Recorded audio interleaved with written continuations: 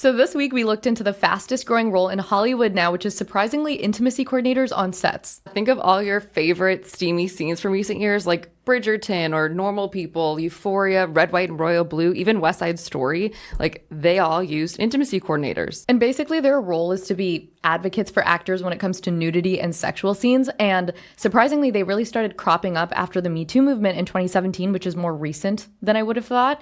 HBO required them on all their sets in 2019, and Sex Education was actually Netflix's first show crediting an intimacy coordinator. Let's lay some groundwork about what they actually do, because we're sure some people listening are rolling their eyes saying intimacy coordinators sound fluffy and woke, but their actual jobs are quite tangible. Yeah, so they're involved in a lot of different aspects. Like, they develop really close relationships with the actors, which makes sense. They run around to different departments like makeup and costume to make sure that garments and prosthetics are comfortable. They even work with the camera and sound departments to make sure that everything is best practice. They help the actors get into character and really find the motivation for why their character is partaking in this physical scene. They come up with exercises to help the actors calm their body afterward. And also they simply help make these scenes look sexy and realistic. But of course, their main role is to make actors feel protected, because there is this power imbalance when it comes to actors and directors on these sets, especially when it comes to talking about intimate scenes. That makes sense. So you know that I dabbled in acting before I found journalism. I never did a sex scene. I don't even think I ever kissed anybody, but I did have to cuddle with a guy one time. Call the intimacy coordinator. Where were they? Well, I don't think the college short film that it was for would have the budget for that. But I do understand like how badly as an actor you want to please the director, and it would be so easy. Like, I can even see myself pushing past your boundaries. So a third party that adds like a buffer of neutrality would be really nice. Well, even now, surprisingly, there aren't that many intimacy coordinators in the industry, although, like we said, they are growing. So there's roughly 100 only certified coordinators working on sets, and there's still a lot of pushback, surprisingly, from actors and actresses in the industry that say having an intimacy coordinator on set can ruin like the spontaneity or authenticity of a scene. Yeah, and a lot of actors think it's like new agey. So Jennifer Aniston turned it down on the morning show, and she said, they asked us if we wanted an intimacy coordinator. I'm from the olden days, so I was like, what does that mean? They said, where somebody asks if you're okay. I'm like, please, this is awkward enough. We're seasoned. We can figure this one out. Yeah, and like Gwyneth Paltrow and Timothée Chalamet have a movie coming out, and apparently Gwyneth Paltrow told the intimacy coordinator to step aside during a sex scene. She said, girl, I'm from the era where you get naked, you get in bed, the camera's on. I would feel as an artist very stifled by that. And I'm sure there are some people that are totally fine without intimacy coordinators, especially the more experienced actors. But then I think about like Mikey Madison, who was just a Nora at 25. And she famously said that she didn't want to work with an intimacy coordinator on that, and they didn't have one. And like, that was one of her first movies. And there is a difference between saying that you don't want an intimacy coordinator for yourself and then just saying that they shouldn't exist in the industry. So actor Michael Douglas compared them to executives taking control away from filmmakers. So he talks about how it's the job of male actors to kind of guide women in intimacy scenes. So like, you should put your hand here and like, I'll make you feel safe. And that was kind of his point in this article that he was quoted in. Like, okay, Michael, if men weren't all freaks, then we wouldn't need intimacy coordinators. Yeah, men aren't doing that, Michael. But these are the headwinds that intimacy coordinators have to deal with. So we're speaking to Elle McAlpine, who is one of the most prominent intimacy coordinators in the business. She worked on It's a Sin, Brave New World, and the movie Poor Things. And she said in the beginning she really had to sell herself. And even on Poor Things, Emma Stone and director Yorgos Lanthimos were against having her there until she convinced them otherwise. And it was a good thing because the movie is so sexual and complicated. So Emma Stone is in the body of an adult, but has like the mind of a child. So she's navigating sex through that lens, which is obviously like a lot. So Emma said having Elle there felt like having both a safety net and a choreographer and a handhold. She and I would text after a day of doing some of these scenes and just sort of say how we were feeling and what was going on. And it was just this really beautiful relationship that I found extremely, extremely meaningful. And something we found super interesting was that Elle discussed the female orgasm with Emma because her character is empowered and is pursuing these sexual experiences for pleasure. Like, it took me as a viewer a while to realize that she's going through puberty, even though she looks like an old, she's not old, but a woman. And that's why she's acting that way. The female orgasm as this cliche kind of back-arching thing that we're all used to seeing because apparently in the script, it'll just say orgasm. And so women just kind of go towards representing it in this one way. Emma feel really liberated and experimenting with how she should act. I mean, Elle clearly knows what she's doing. Before Poor Things, she worked on the sci-fi series Brave New World, where she helped orchestrate an orgy with 120 people. She says it took 2 days of filming and worked with 3 other intimacy coordinators that were each assigned a group of 30 actors to look after. Orchestrating an orgy sounds like a lot of work, very interesting job. So without further ado, Elle McAlpine on being an intimacy coordinator, navigating difficult scenes and overpowering directors, and working with Emma Stone. So Elle, first, we're really interested in like, what is your process? Let's say you get a new script. Where do you start? We like to read the script to gauge what the intimate content is and what the story that is, and what story we're being told. So that can range from your most obvious, which is your simulated sex or simulated intimate action, through to familial kind of kissing or touching. It could be between a dad and a son, or a dad and a daughter, or just usually between children and parents. But even if it's a husband and wife giving each other a kind of kiss on the cheek or just a kiss goodbye, we would always flag that, because you never want to assume that actors don't want support for those sorts of scenes.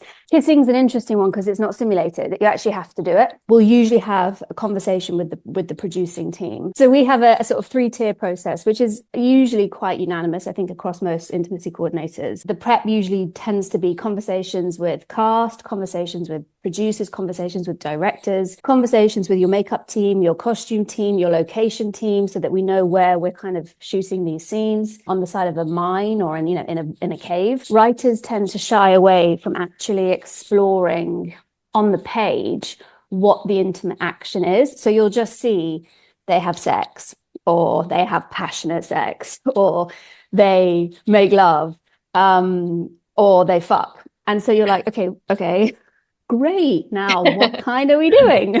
And then once we've had all those meetings with the creative team and the producing teams, we will have our check-ins with the actors. It can either be, full day of meetings or sporadic meetings with cast. Some directors really want you to kind of take the floor and help with the choreography and help with with creating the scene. Some directors just want you to stand there and support the actors from like a health and safety perspective. And then we have an aftercare process. So that's usually a check-in 2 days afterwards with the cast. My practice is to provide them with somatic tools to kind of ground them. Say you're on set and you notice an actor or actress is uncomfortable in a scene. And I know you said it depends like on the movie and on the director, but is it hard to intervene? Like when there's such a clear hierarchy on set? I think the muscle that is most built in this job is, for me, assertion, and for learning how to do that with the energy of, not with like dominating the space, but an energy of, I'm here to protect you all. And if I notice something, please give me the space to just check in. I'll say to actors, if you start to feel uncomfortable, give me like a visual cue. You never want to break their flow or come in and be like, are you okay? Are you okay? Are you okay? So let's say, I don't know, there was like a waist touch and the actor has moved their hand towards the buttocks or towards the lower back, and that's not consented to. And I sense that, I mean, this has happened before, and I can feel the discomfort of the other actor. I will usually go in and be quite vocal and say, for my sake, could we keep it within the remits of what we've already established, and be very clear and keep the emotion out of it. Emma Stone credits you for helping her get through the long, exhausting Poor Things shoots.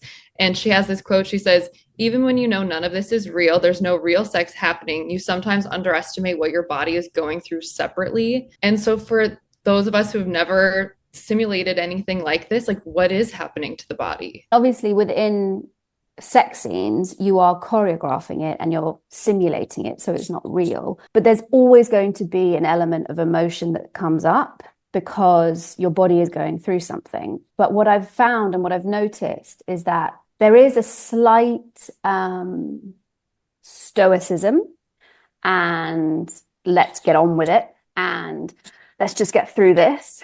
And I've consented to it. I'll do it. It's fine. But then afterwards, your body takes a while to catch up. And so I found that, especially if you're doing a show like Poor Things, and having constant sex, but with day players, so just random people coming in all the time, it takes its toll. You're immersing yourself in the character. And yet this is such a private thing that you're doing. You have to process it through the body. And that can be really simple things like literally having a cold shower and just, consciously thinking to yourself, I'm going to wash the day away. Your body has had a stranger on top of you kissing you. That's going to impact you. I think we're crazy to think that it won't. There has been some pushback, surprisingly to us, from people in the industry who say that, sometimes having intimacy coordinators on set can hinder the creative process or authenticity during a scene. What do you say to that kind of pushback? I would be more interested in listening to their opinion if they'd worked with an IC before. There were a lot of, and I hate to say it, but older men who just were like, oh, I don't understand. They're old school and traditional and think that they take care of their actresses really well. And it's like, well, okay, of course you do. Like, nobody's saying that you haven't. But what we're saying is that you're also a famous actor. And so there's an inevitable power dynamic there. And by you taking care of them, you don't know if you might have the best intentions at heart. I think like anything, when you're interrupting something, because you are essentially outside of production, so you're hired by production, but you are not part of the producing team, you are external to everything else. So you're a third party. And you can often be scapegoated if something goes wrong. And I guess that takes us into our last question, which is, what is your prediction for the industry? Like, do you think it will be as synonymous as having a director on set, having an intimacy coordinator on set? I don't know. I've sensed a shift with the actors more in the last year or so than I have ever before. I just sense more pushback from them, because I think that there's so many ICs coming out that don't have the correct training. And I think also sometimes like the age, I think it's really difficult if you're a 55-year-old man and it's just like, they don't want me telling them how to do it. I think there will always be choice, which I think is different for stunts or directors. When it comes to sex scenes and nudity, I think because of the SAG-AFTRA rules and things like that, you have to have an intimacy coordinator on set for those scenes. But I do think, like Anora, I think you'll get into positions where the creative team are just like, we don't want one. So I don't know. I have hope that there are enough people out there doing a good job and creating change and supporting people.